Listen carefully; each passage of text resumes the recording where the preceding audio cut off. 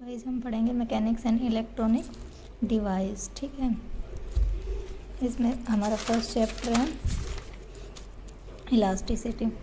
ठीक है, इलास्टिसिटी होता क्या है?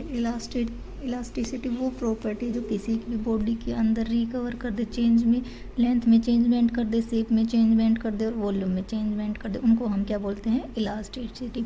रिजिड बॉडी क्या होती है? कोई भी डिस्प्लेसमेंट हो, किस किस में बीच में पार्टिकल कितना प्रोड्यूस कर रहा है, कितना एक्सटर्नल फोर्स, अगर हम किसी के ऊपर भी रिलेटिव डिस्प्लेसमेंट लगा रहे हैं और उसमें पार्टिकल में कोई भी एक्सटर्नल फोर्स कैरी नहीं कर रहा है तो उसको हम क्या बोलेंगे? रिजिड बॉडी है वो। ठीक है, अगर कोई बॉडी परफेक्टली इलास्टिक और प्लास्टिक दोनों में डिफरेंस है। किसी भी बॉडी को इलास्टिक कब बोलेंगे? वो कम्प्लीटली क्या कर ले? रिकवर कर ले, उसी शेप में आ जाए, उसको क्या बोलेंगे? Perfectly elastic. अगर कोई बॉडी धीरे धीरे अल्टरनेट स्टेट में आके अपने उसी शेप में आ रही तो उसको हम बोलेंगे परफेक्टली प्लास्टिक। ठीक है, उसके बाद है स्ट्रेस एंड स्ट्रेन। देखो क्या होता है, कोई भी एक्सटर्नल फोर्स है किसी पे भी डिपेंड कर रहा है, कितना उसकी चेंज में, शेप में, साइज में, दोनों में साथ चेंजमेंट हो, उसको हम बोलेंगे स्ट्रेन। इसकी अदर डेफिनेशन भी है, change in dimension per unit dimension of the body को भी हम क्या बोलते हैं? स्ट्रेन बोलते हैं। स्ट्रेन 3 टाइप्स के होते हैं। Longitudinal means linear strain, volumetric strain means volume में अंदर चेंजमेंट, शेयरिंग स्ट्रेन, ये 3 टाइप के स्ट्रेन होते हैं। ठीक है, उसके बाद स्ट्रेस क्या होता है? स्ट्रेन पता चल गया, change in dimension per unit dimension of the body. 3 types के होते हैं, longitudinal, volumetric, sharing. And other hand stress the magnitude of the this internal restoring force per unit area. किसी के अंदर भी रिस्टोर हो क्या फोर्स और उसके अपॉन पर यूनिट एरिया, उसको हम क्या बोल देंगे? स्ट्रेस बोल देंगे। इसकी एसआई यूनिट हमारे पास क्या होते हैं? न्यूटन मीटर पर स्क्वायर। एंड सीजीएस यूनिट क्या होती है? कैसे मेजर करते हैं? डाइंस पर सेंटीमीटर स्क्वायर। और डायमेंशन क्या होती है इसकी? ml, l-1, t-2 इसकी क्या है? डायमेंस। हुक्स लॉ क्या कहता है? हुक्स लॉ को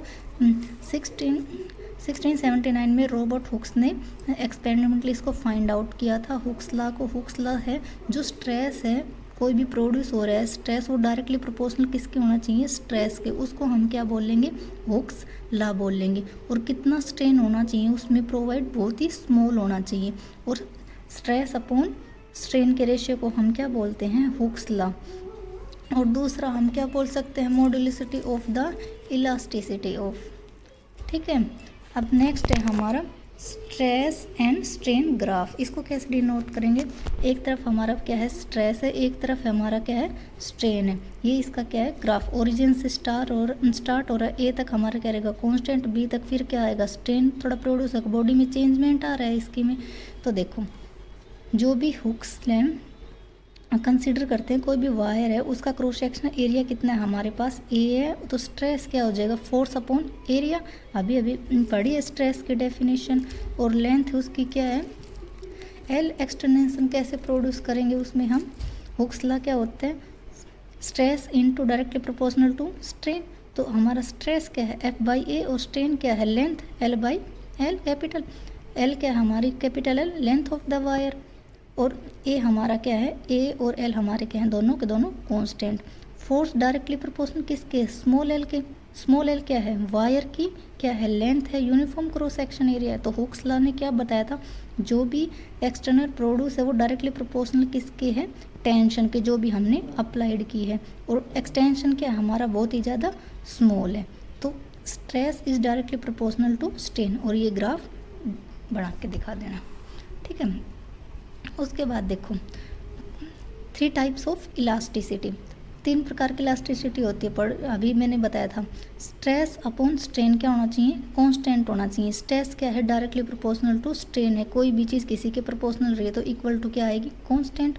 और इस कांस्टेंट को हम क्या बोलते हैं? Modulus of elasticity. ठीक है, 3 टाइप के स्ट्रेन होते हैं, longitudinal, volumetric, shearing. According to substance undergo change क्या करेंगे? अपनी लेंथ चेंज करेंगे, वॉल्यूम और शेप चेंज करेंगे। ठीक है, different kinds of different deforming क्या करें? Modulus of elasticity different kinds of हमारे पास क्या है? स्ट्रेन है। ठीक है, तो कांस्टेंट क्या होगा? यंग मॉड्यूलस होगा। स्ट्रेन के लिए, वॉल्यूमेट्रिक के लिए क्या होगा? ब्लक होगा। शेयरिंग के लिए हमारे पास क्या होगा? Modulus of rigidity. ये तीनों के क्या रहेंगे? कांस्टेंट रहेंगे। ये हमारे पास क्या था, 3 टाइप्स ऑफ इलास्टिसिटी।